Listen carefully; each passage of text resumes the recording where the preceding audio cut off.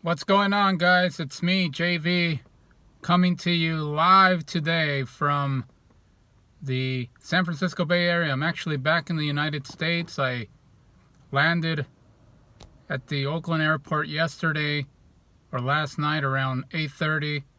So here I am again after 2 weeks down in Mexico. I had a blast down there. I really enjoyed it.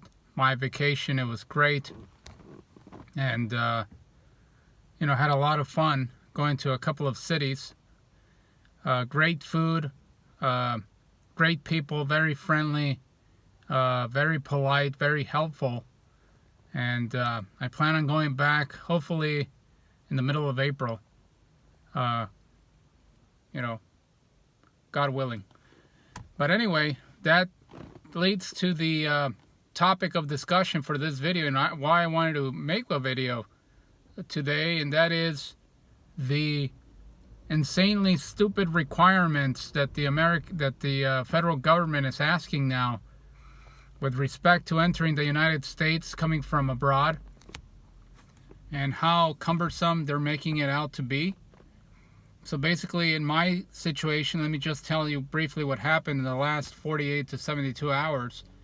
So originally my flight was supposed to depart from Mexico City to Oakland on Sunday afternoon around 6 p.m. So I was supposed to fly back here on that day. And the new federal requirement, the federal law requirements with respect to the COVID-19 ongoing pandemic, quote unquote, that's taking place, the government is now requiring people that are coming to the United States to get tested for COVID-19 24 hours or less prior to your flight.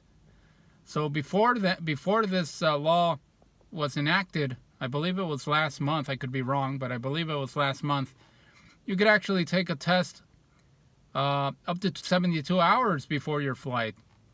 So 72 hours or less, you were able to actually get tested, get your results, and not have to worry about this insane, constant pain in the neck of having to take a test to enter the United States or any other country for that matter around the world. But now they've shortened that period of time to 24 hours prior to your flight, and that really has made things a lot more unenjoyable. When you're on vacation, you're trying to have a good time, and you're trying to relax, and you're trying to release the stress that you accumulate at work, that you accumulate on your daily activities. And so what happened was, I got tested on Saturday morning, thinking that I was going to be coming back here to the United States. I'm not kidding you guys, I was actually waiting in line 5 hours to get tested and get my results immediately. It was a rapid results test that I took. I got to the place around 7 in the morning.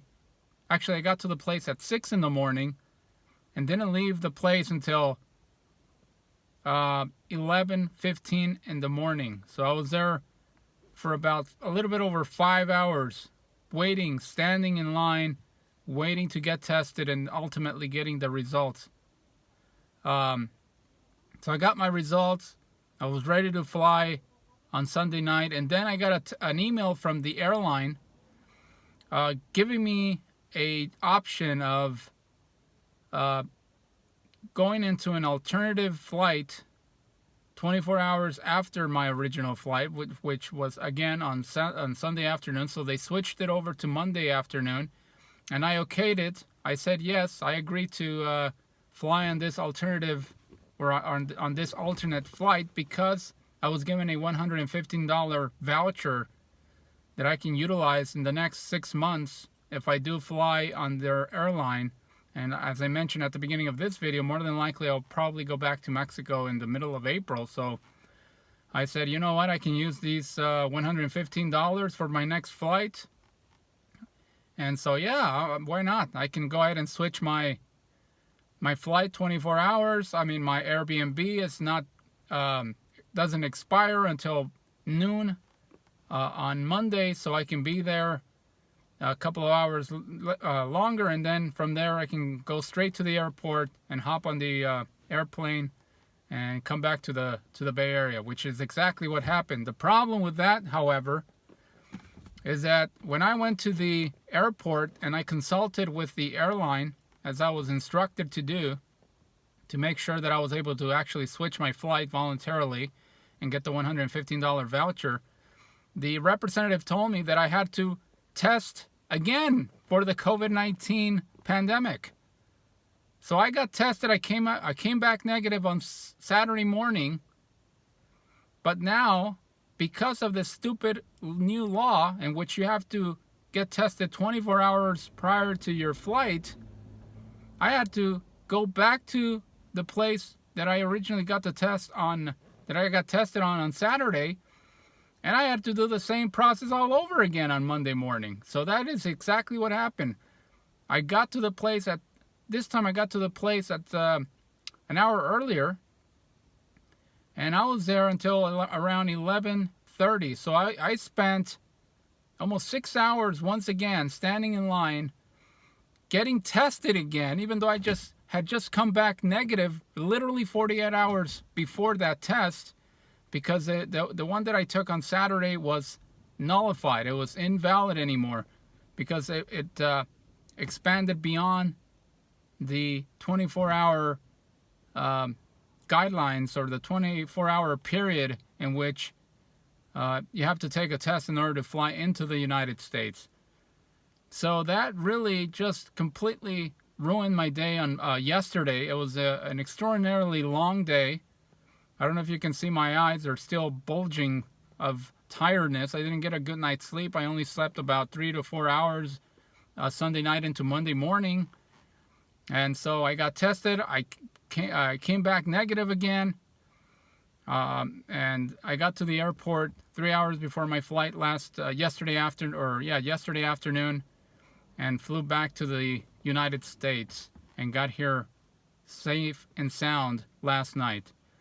But what I don't understand is, why is the federal government here in the United States making it so extraordinarily cumbersome and a pain in the neck to get into this country? Not only do you have to have a negative COVID-19 test within 24 hours, but you also have to be vaccinated. You have to have at least 2 shots and a negative test in order to be basically given the green light to fly into this country. I don't know if they're doing it on purpose to discourage people from flying, and if that's the case, they're doing a hell of a job. They're doing a very good job of discouraging people, but I just don't understand it. You know, if you get tested 24, 48, 72 hours prior to your flight, why doesn't that count for you to be able to travel to the U.S.? Why do you have to take 2 tests in a span of 48 hours? It makes absolutely no sense. I don't get it. I don't understand it. You know, I've heard stories in the news that this new variant is very contagious, and that 75% of the American population eventually, once the dust settles, is going to test positive for the Omicron variant. But I mean, it's I just don't understand why 24 hours. It really does make your itinerary as far as flying abroad a living hell, because you're constantly thinking about this, you know. But anyway, that's my rant for today. I don't agree with it whatsoever. The governments around the world are making it more and more difficult to fly, to travel abroad. Some countries want you to actually quarantine upon your arrival 5 days, at least 5 days.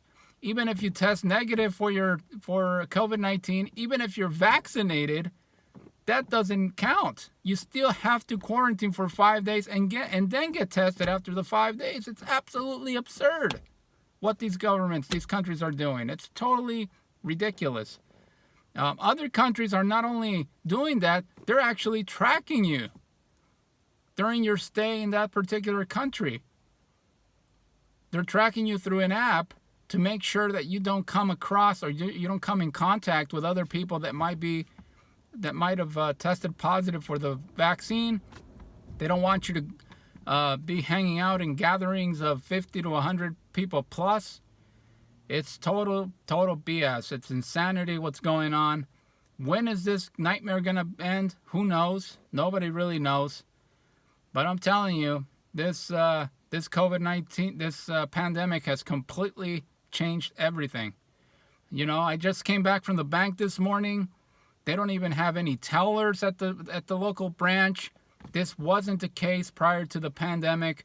Sometimes the branch opens for regular times, and then they shut down for a week or two because somebody came negative or tested positive for the virus. I mean, when is this nonsense gonna end, guys? That's what I want to know. I'm sorry. I understand that a lot of people have passed away from COVID-19, from the coronavirus. Other people have tested negative, have tested positive, and they've been extremely ill, and it's not a fun experience, you know, to go through this through the coronavirus. But one of my pet peeves, one of the things that really drives me crazy, is how local governments, federal governments, and governments around the world are treating this pandemic. How they've been treating it for the last almost 2 years.